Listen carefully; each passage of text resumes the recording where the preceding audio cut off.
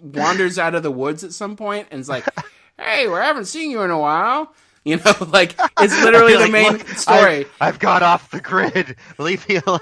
It's like the main story trying to pull you back in. You still have the option though of being like, "Nah, I'll stay here," and so that's what I said. And I felt bad because this guy he looked really sad. This was Bill from my gang. And he's like, Dutch misses you. We really know Bill misses me. He's trying to put it on our boss. He's like, no, Dutch misses you. Yeah, nice try, Bill. And I tell him I want to stay out, and he's really despondent. He's like, all right, I guess I'll see you around at some point. I'm not the same person. I've changed. I'm sorry. We miss our Arthur. Again, you've just sold me so well on this.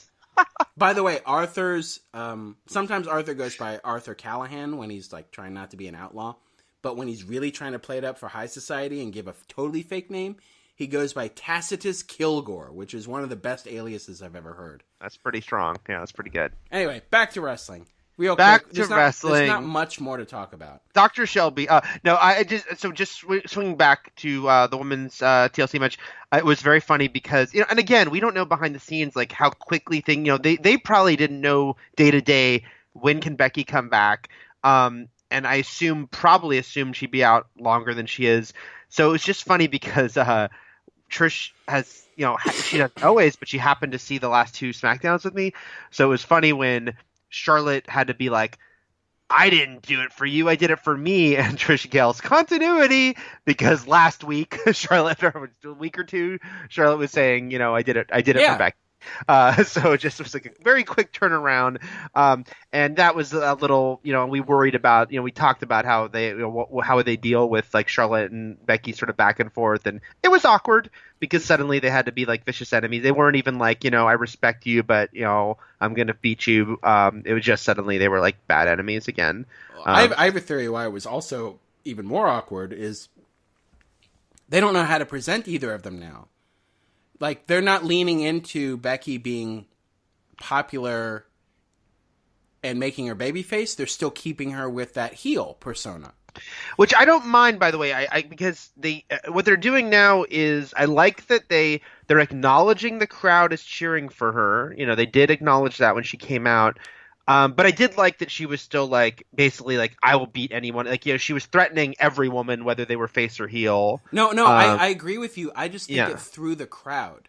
Yes, I like that they're still keeping her the way she is. Mm-hmm. But she came out. It was a big pop. People were chanting Becky, Becky, and then she said something like, "Well, yeah, it's like it's it's a hell you're the hottest thing in the company." Yeah, and the crowd was kind of like, they didn't expect the arrogance. I think they expected her to be babyface now, and she's not. They're doing a tweener thing, if not heel. And I think the Milwaukeeers, the Milwaukeeans were a little thrown by that on several occasions. And now also Charlotte is heel-ish, mostly, I guess. So it was a weird way for them to both come together. I did like that. Becky was saying, like, now you're trying to take my thing again. Like you're literally doing what you do, which is steal my stuff. And you try to do it again. Let's see. And I just also liked, by the way, just in the larger optics of it all. But I also was like, hey, it is pretty cool that all these women are like a huge opening segment of the show, and then the final match as well. Like, it does something that would never have happened like 2 or 3 years ago. So that was pretty cool, just to be like, oh wow, like they are, really, really on SmackDown, especially, with how big Becky's gotten. It's just like this is the main event, literally, but also just like something that they really feel like can anchor the show. We're over an hour now into the podcast, and I've yet to mention maybe the biggest story of the week, which is Chris Lee's return now on Wednesdays? What? Are they no longer going to cut to Chris Lee, or is it just going to be cut to reruns of Chris Lee? It's not like they're going to stop. I know they've got that country show going. Yeah. But Chris Lee's on Wednesdays. I don't know what to think about this, Eric. I feel like so much of it is just people leaving the station on. Actually, I mean, we mock Chrisley, and it's ridiculous, and it's a strange phenomenon, but it's huge for USA. I mean, they're having a spinoff, for Christ's sake. I know. More Chrisley. We can talk about the, again, it's classic WWE of using real life issues. When Samoa Joe decided to get really personal with Jeff Hardy and interrupt his celebration. It was funny because he'd already made all this, like, we know you can't remember most of this and all this stuff, and he's saying so many things, so many not vague innuendos, and I just remember he turned, then after saying a bunch of stuff, he said, because you see, and I just wanted him to be like, you have numerous well-documented substance abuse problems. Yeah. Like, just be direct with it. So that was interesting. I feel like they went there, and, it's not surprising, like you were saying. Yeah, it's harder, and it gets harder and harder to have Joe do these type of promos, which he's really good at. He's good at promos now. After he's been losing for 2 years, either he's been on the shelf or he's been in a losing feud. Important top line feud, but he lost to AJ Styles on 4 pay-per-views. Mm-hmm. Counting the sub in for Daniel Bryan at Crown Jewel, Eric. But yeah, so for him to say, like, I don't believe in second chances, I'm like, you get chance after chance after chance and you don't win. We just watched a video package featuring Jeff Hardy's amazing career of winning. Like championships. And you have yet to do that. So it was kind of strange to hear him get into all that.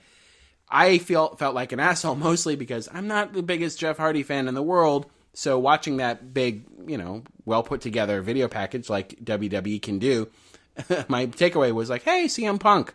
Like, I was like, right. Yeah, there he is getting swantoned off a table at a SummerSlam. And obviously it's CM Punk not in a precarious predicament, because if they are going to show Punk and AJ, it's going to be them getting beat up or beaten. Mm-hmm.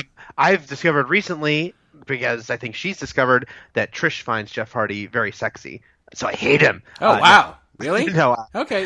Is it the Jenko jeans? I don't know. She just likes his... Is it the ear gauges? His aura. Aura. I'm trying to figure out what to expect you to look like the next time I see you.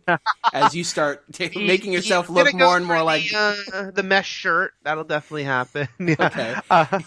And are you going to do like the weird finger guns with the 2 fingers? Oh, absolutely. Yeah. And of course, the face paint, that's a must. But yeah, it's just so weird with the real life issues thing, because it's like, WWE doesn't care. They'll bring things in so much. And it's just so weird because there was that Hardy Boys special this year where, like, Jeff got arrested. They had to, like, I guess to their credit, which is a weird thing to say, they didn't hide that. Like, did you watch that, or did we just talk about it? No, I watched it. We both did, yeah. Yeah, and just the fact that they had to address that, before this even aired, he got, like, another DUI. So it's just, this isn't even, like, something where it's like he's been, like, clean a few years and he's like, yeah, we can do something with this. It's like, we don't know where he's at right now, in real life. Well, Joe said, he's like, it'll happen again. Right. But yeah, they'll bring it into a storyline again. And I know I wasn't watching during, like, this sort of stuff with Punk and him, but I know about, they already were, going there years ago. So yeah, it's classic WWE. So I think we can wrap things up. We could talk. I mean, we don't have to really bring up the fact that Big Show, I guess, is babyface again, and they did it off screen, and he's just no longer with the Bar because they got mad at him, and he got mad at them. Yeah, that was. Miz referred to. They really are playing up that World Cup trophy. I will say. They are, yeah. And he is still doing that 2/3 of Best in the World claim and doing some weird stuff with Shane. Again, we don't know if it's going to lead to an actual tag team or a match eventually, or a tag team and then a match after a falling out. Rey Mysterio ran down to talk to try to beat up Randy Orton, but then he got beaten up, and it was kind of sucked because Randy Orton didn't have to do anything to get the upper hand on him. He just eventually did. Yeah, and that's Rey in a nutshell. Just getting beat up. That's what they like to do with Rey. So that was a little disappointing. I don't think that's it. There's no pay-per-view this weekend, Eric. There's no anything big to recap. Well, no pay-per-view. There's nothing for us to preview this week or recap next week, pay-per-view wise.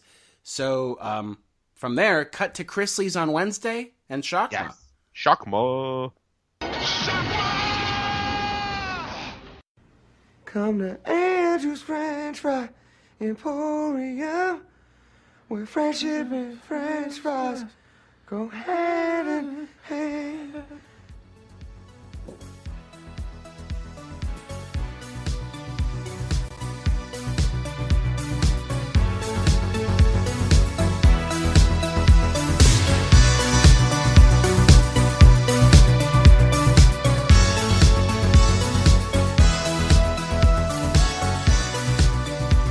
We enjoy wrestling.